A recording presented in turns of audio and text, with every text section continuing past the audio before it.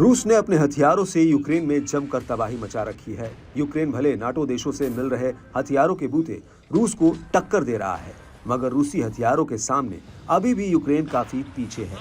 रूस के खतरनाक हथियारों के आगे यूक्रेन के हथियार अब तक नाकाफी रहे हैं। रूस के खतरनाक हथियार अब भी यूक्रेन पर भारी पड़ रहे हैं।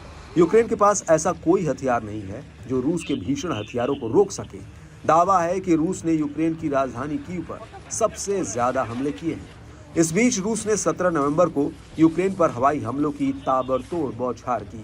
यूक्रेनी अधिकारियों ने दावा किया कि यूक्रेन ने करीब लगभग 3 महीनों से जारी रूसी हवाई हमलों की अपनी सबसे बुरी मार झेली।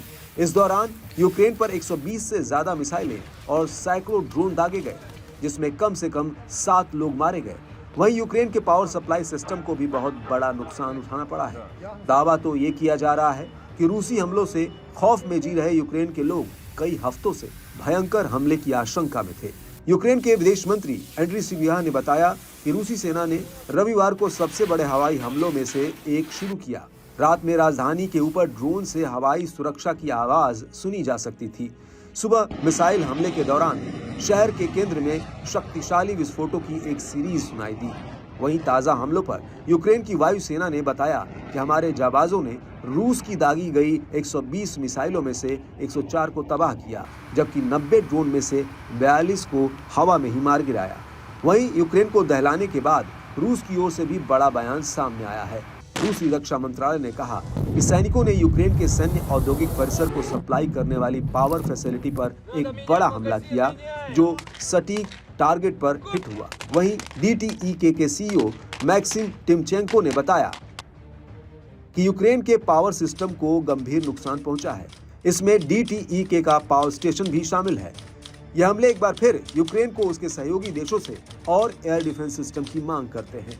रूसी हमलों से बौखलाए यूक्रेनी राष्ट्रपति ने कहा कि बड़े पैमाने पर हमलों ने यूक्रेन के सभी इलाकों को निशाना बनाया। 210 ड्रोनів і ракет одразу, в тому числі दक्षिण में माइकोलाइव में रात भर हुए ड्रोन हमले में 2 लोग मारे गए। इसके अलावा पोलैंड बॉर्डर पर ल्विव इलाके में एक कार में सवार महिला की मौत हुई। ओडेसा में 2 और लोग मारे गए।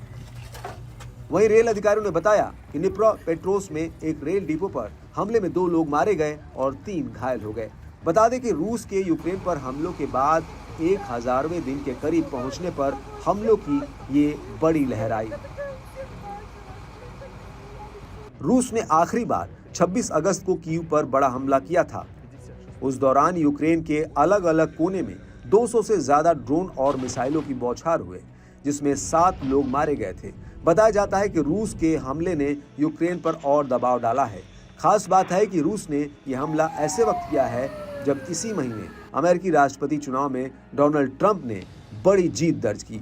साथ ही मौजूदा युद्ध को खत्म कराने की भी कसम खाई है।